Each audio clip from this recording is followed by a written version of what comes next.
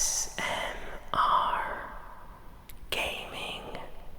News. Greetings, everyone, and welcome to ASMR Gaming News.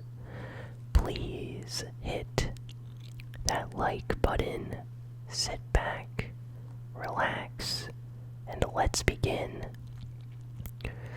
So, first piece of news this week is for a game that just came out like today, Plants vs. Zombies Battle for Neighborville. So this game was in like an open beta or early access beta if you pre-ordered the game for about a month now. And today marks the official launch release date of the game. So it's out now for PC, PlayStation 4, Xbox One. And honestly, the game looks pretty good. I actually considered picking it up to play on the channel. So if any of you are interested, let me know. I might be able to record some ASMR gameplay for this game here. It's kind of like a third-person shooter. It seems like it's mixing elements from a lot of like shooters, but also elements from like Overwatch, if I'm making myself clear. Like it looks interesting. Like there's a lot of mechanics and abilities and stuff. Really interesting. I kind of want to jump in and just understand what the game is about, but yeah, that came out today. So far, I've been hearing very positive things. Reviews have been positive as well. There's just a few nitpicks here and there. People are saying that the game still needs to have some more features. It's kind of lackluster on like variety and stuff like that, but I'm sure they're going to be updating the game in the next few weeks now that it officially launched, and it looks like a lot of fun. Not sure how popular it's going to be moving forward, since Call of Duty comes out in like a week, and Fortnite right now is like the biggest it has ever been at the start of a new season. So it definitely is going to have a lot of competition, but the game looks nice. So that came out today, and I might pick it up. Let me know if you have the game and what your thoughts are in the comments. I'm curious to just hear what everyone has to say about it. But next, we got some Call of Duty Modern Warfare news. So this game is coming out in about a week. So next week, I already have my copy of the game pre-ordered, so I will be recording some videos of it for the channel. Really excited. I haven't been this excited for a new Call of Duty game in a very long time, and it seems like a lot of people are as well. The single-player campaign for this one is going to be amazing.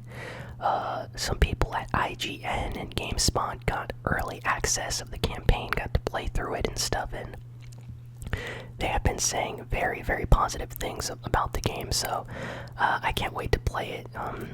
But this past week or so, there's been some controversy. Activision revealed that Call of Duty Modern Warfare was going to have some kind of microtransaction mechanic and loot boxes and supply drops, kind of like previous Call of Duty games. But this one, it was going to be increased. So the fan base, Call of Duty fan base, kind of got angry about this. There was a huge outcry on their forums and some YouTube videos about it, and websites started to report on the microtransactions in this upcoming Call of Duty game. People were calling it pay to win, because basically if you paid money, you would get better weapons and stuff like that. So people did not like that. Well, this past week, Activision came out and officially said this. They just like announced this, that the game will not have any microtransactions, any like free-to-play, pay-to-win mechanics.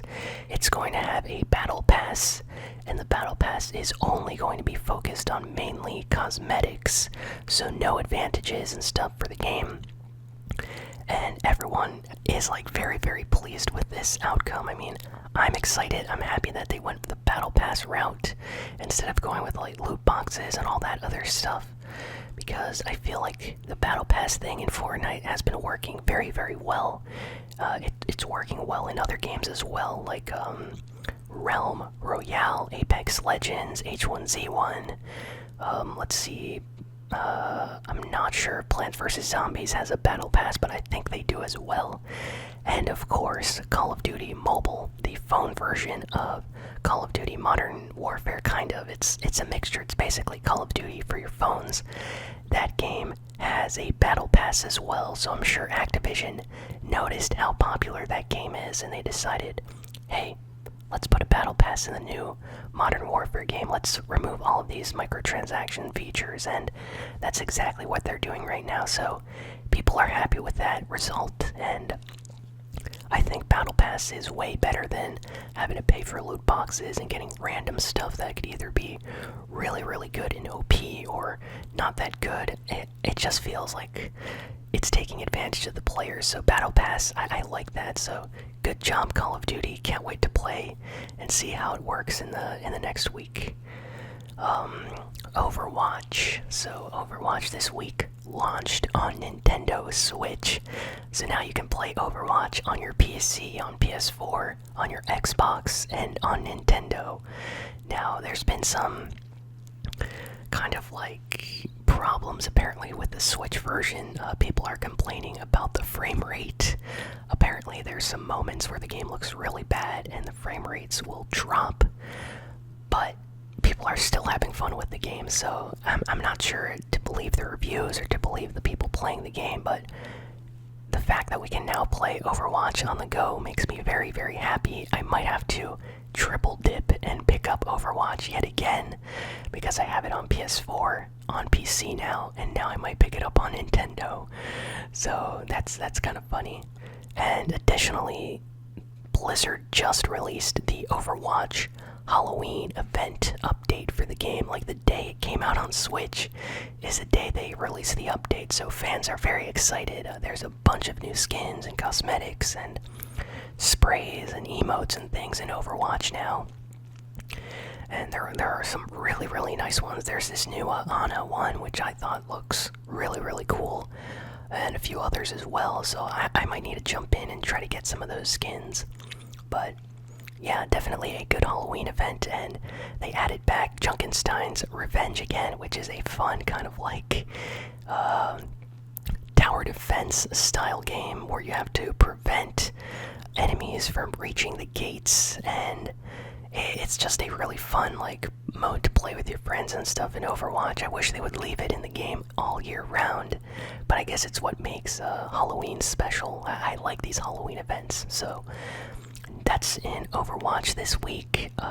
Next we have some sad news that is kind of a happy story then, because it starts out kind of sad and then becomes positive. So there is this guy whose house caught fire, and he lost a lot of stuff in the fire, and apparently one of the items that was burnt in this blaze of like flames was his PlayStation 4.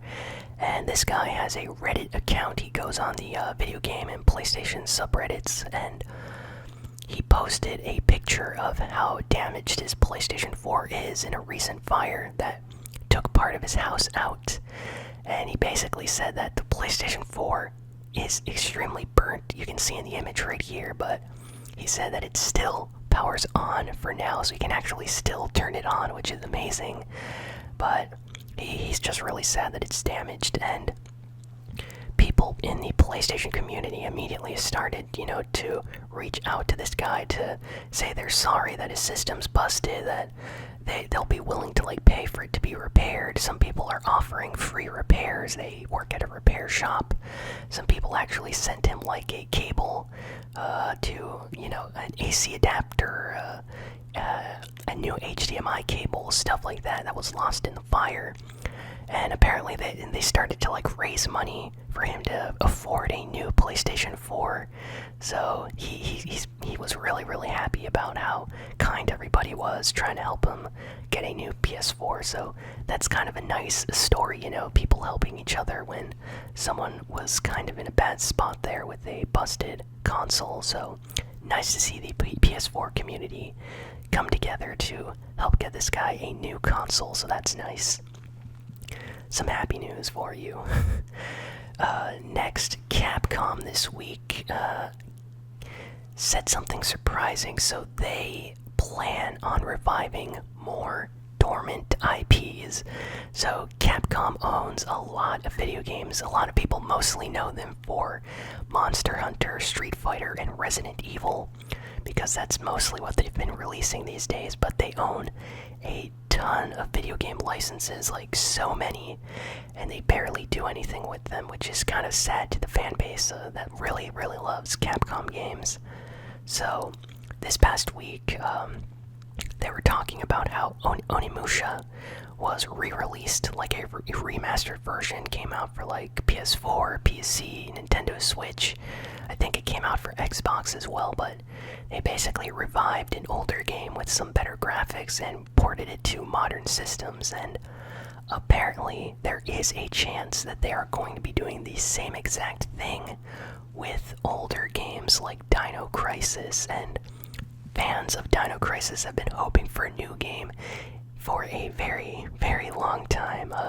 For those that don't know, Dino Crisis 1 and 2 were these really cool kind of like action survival slash horror games. I wouldn't want to say they're horror on the level of like Silent Hill or Resident Evil, but they, still have their moments. It's basically Resident Evil, but with dinosaurs, if you can understand that. It's a lot of fun. Like, I kind of wish they continued the series after the third game that came out, which was a big failure. I played that on the original Xbox, and that game was not received well at all by the fan base or by reviewers, and it basically killed the series. They haven't brought back Dino Crisis since, which leaves a lot of people disappointed, because the first and second game as well were received pretty well. People loved the first Dino Crisis, so it would be nice to see Capcom kind of reboot that series for a modern generation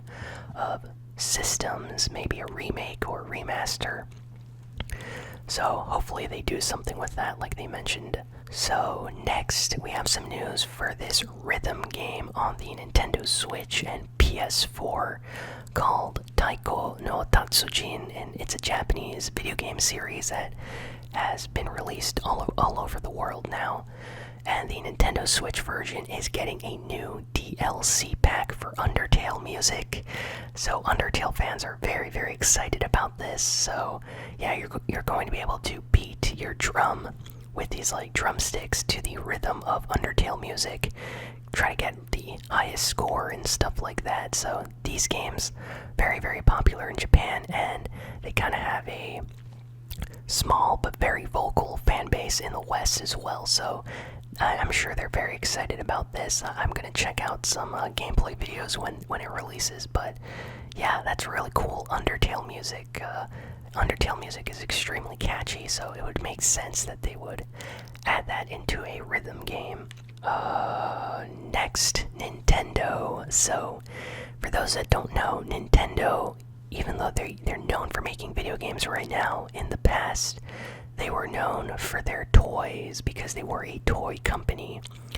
And before that, they used to make like card games, and they were involved in like hotels and restaurant and food business. Nintendo has been involved in a lot of things over the decades, but back in the 70s, Nintendo was a toy company, and they used to make these toys, you see.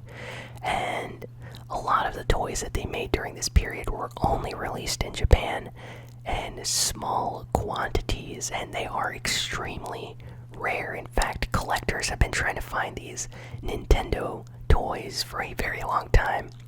So this past week, apparently, one person managed to find one of these rare games, and it's like a kind of like weird marble game, maze game. Kind of hard to explain it. I'll put up a picture right here. It's just some old toy from the 70s, but it was made by Nintendo. So since it was made by Nintendo, it has a lot of collectible value for collectors and people that love Nintendo products. And apparently this is one of many Nintendo toys that were made. So people are still trying to find the other ones, but I'm sure this collector is very happy that he managed to find this. So after 20 years of looking for this toy, people finally found it. So that's crazy, but I'm sure there's more out there. Hopefully people are able to find it. I mean, imagine if someone like goes in their attic and finds like an extremely rare Nintendo toy from like 1974. That would be funny. Next, this arcade racing game called Inertial Drift was announced for PlayStation 4, Xbox One, and Nintendo Switch, as well as PC recently. So it's coming out for everything. And the reason why I'm reporting on this is it looks really nice. I'm not sure about the company that's developing the game, but they released a trailer. It's called Inertial Drift, and it looks really nice. Like, it's a drifting racing game. Kind of reminds me of like Need for Speed and maybe Ridge Racer. If any of you have played the Ridge Racer games,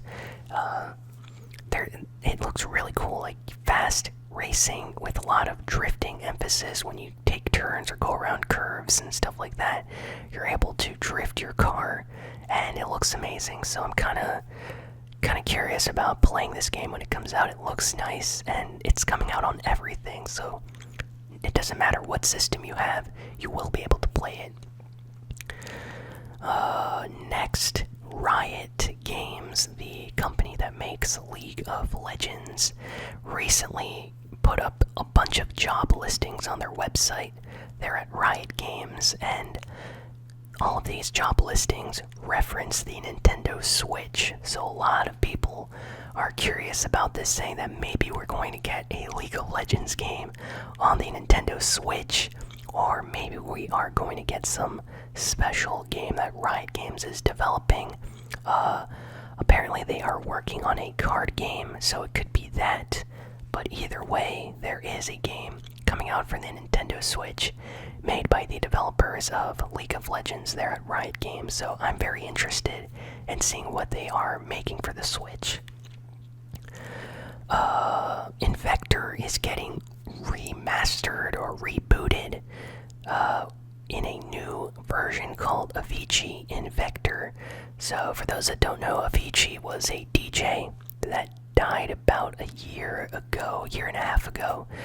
Still feels like yesterday. I used to listen to a lot of his music, still do.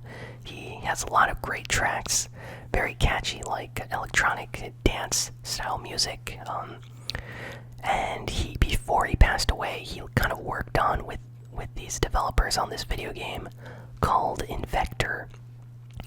And it came out, and then like a few months later, he actually passed away.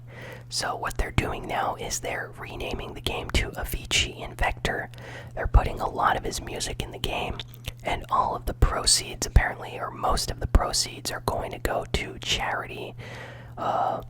So that's awesome. I mean, it's something special when a game developer announces that most of the money a game makes is going to charity. Not a lot of game companies do that, so I think I might be picking up this game, honestly. It's a fun rhythm game. It has Avicii's music as well as a lot of other dance music tracks on there. Probably going to have like some Calvin Harris and a few others on there. Looks nice though. I bet there's probably going to be some Marshmello music on that.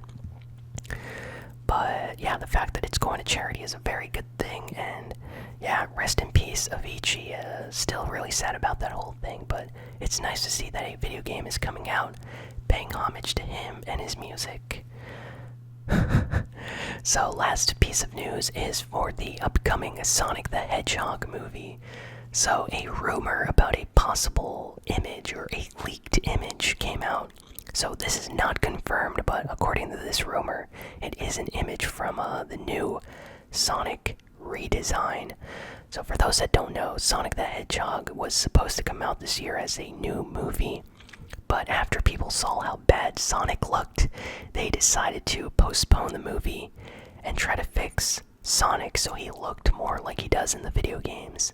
So after all of these months, we haven't heard anything, and now this past week we got a new image showing Sonic looks, and honestly, judging by this leaked image, he looks really nice. Like, Sonic looks cool. He looks a lot more like he does in the video games, and less like a creepy monster alien hedgehog like he did in the trailer that we got earlier this year. So that's nice that we're finally getting a new updated version to see.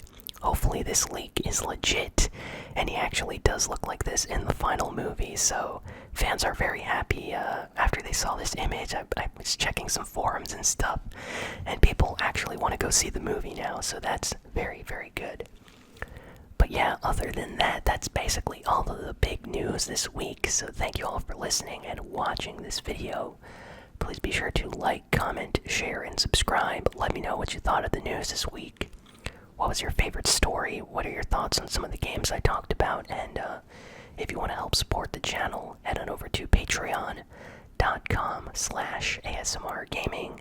And with as little as $1 a month, you can help support the channel and the creation of more videos just like this one. So thanks again, and I will see you all next time.